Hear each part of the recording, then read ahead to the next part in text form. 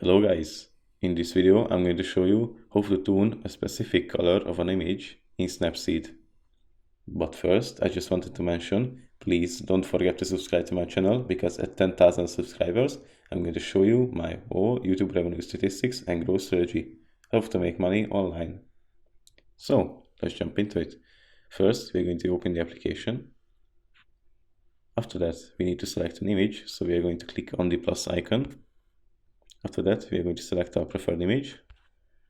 Then at the bottom of our screen, we are going to click on Tools and then Selective.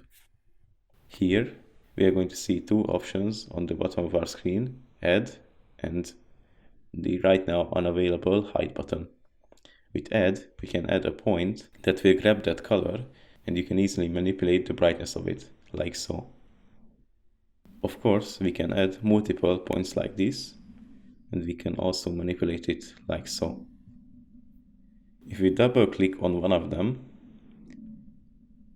four options will appear. Cut, the scissor icon, which will cut out the point, and if we click on the picture again, a clipboard icon will appear. If we click on it, and it's going to paste our point back with the brightness level that we gave to it.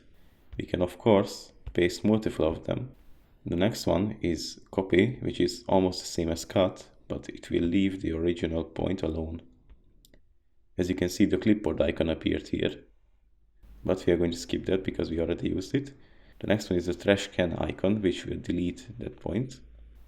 And the last one is going to reset that point to its default values.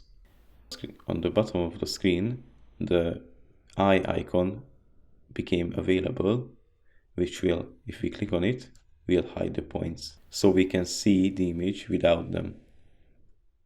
If we are done, we are going to click on the check mark, and after that, if we want to save this image, we're going to click on export.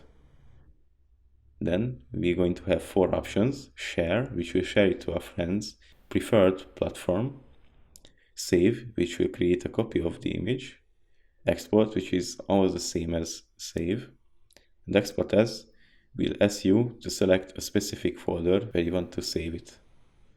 We're going to click on save.